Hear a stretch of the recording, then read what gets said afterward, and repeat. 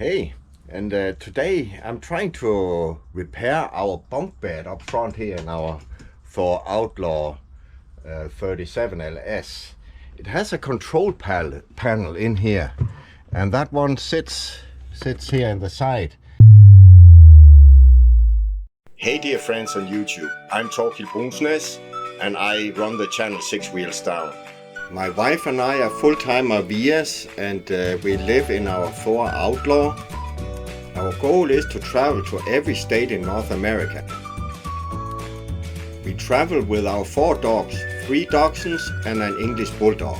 We have our motorcycles with us and use them to drive out to interesting places in every state. When you live in a motorhome, sometimes things break, and we will make videos of some of it. I also make music, and most of the music is recorded in the garage of our RV. On the side, but I have taken it out, and the reason is I found out it has never worked while we had the RV, and I found out that this here had a fault code. I'll show you how to reset that fault code.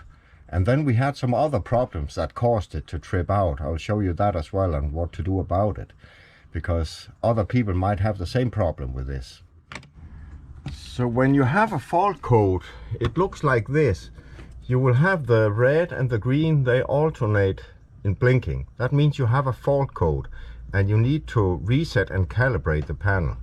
The way to do it is that here on the rear side, you can see down here below, there is a button, can you see it there? And that one you have to push and hold in until the front does like this here. See, the red is permanent on and the green starts flashing. Now it's reset. Now we need to set the high and the low position. So what we will start to do is to run it manually up to high and then reset. And the way to do it is to hold the motor 1. You can see these buttons here, motor 1 and motor 2. These 2 buttons you push down simultaneously and then press the up button. And now the bunk bed goes up.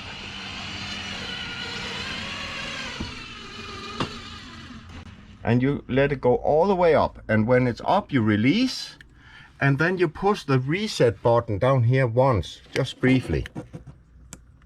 And now you will see the red starts blinking and the green is permanent on. Now we need to set the low position. Again, I press motor 1 and 2 simultaneously, and then I press the down button this time, and I go all the way down.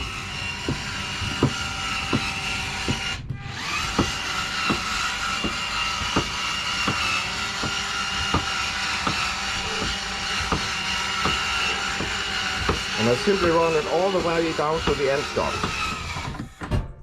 Here it is. And when it's down here, now I push the reset button once more. And when I do that, you can see there are no lights blinking. Now they're fully functional. Now I can just use the normal up and down.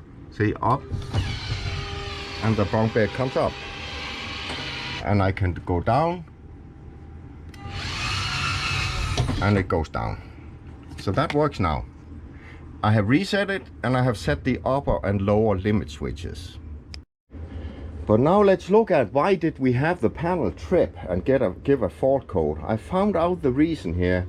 I started by lubricating all this here with some silicone, but that didn't help. It started coming up crooked. It was like this side here was hanging. So I needed to find out why, and then I started looking at the wall here, try to see.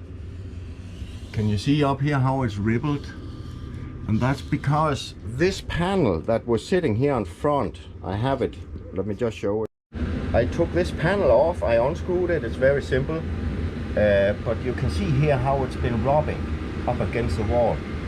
So what I need to do to fix this is I need to go to the back side and take these staples here up, and then I'll cut an inch off the length and wrap this back around, and I'll do the same in the other side so that it moves freely, because the resistance there was what caused the panel to trip.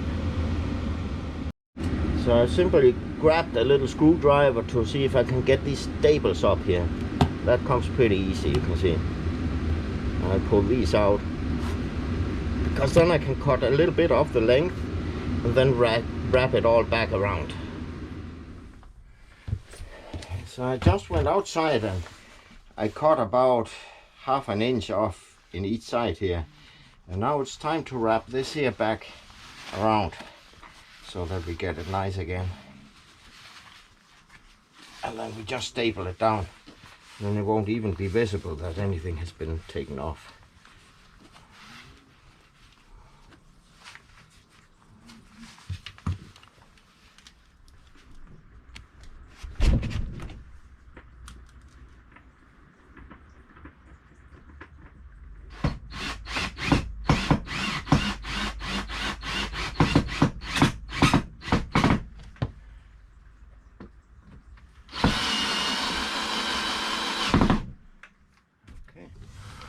So it does work now. I try to take the pins out here, and I can show you.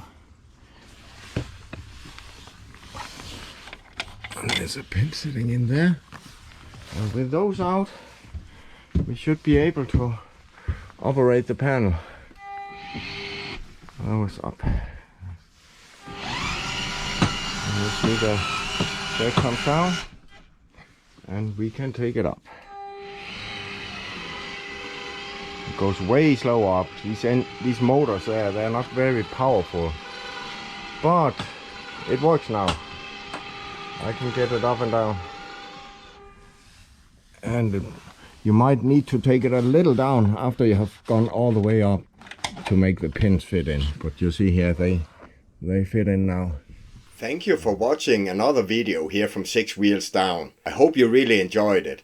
And for me to be able to continue to create content here for YouTube, please click the like and the subscribe button. That's the way you can help me to grow this channel and to continue create new content. Thank you for watching.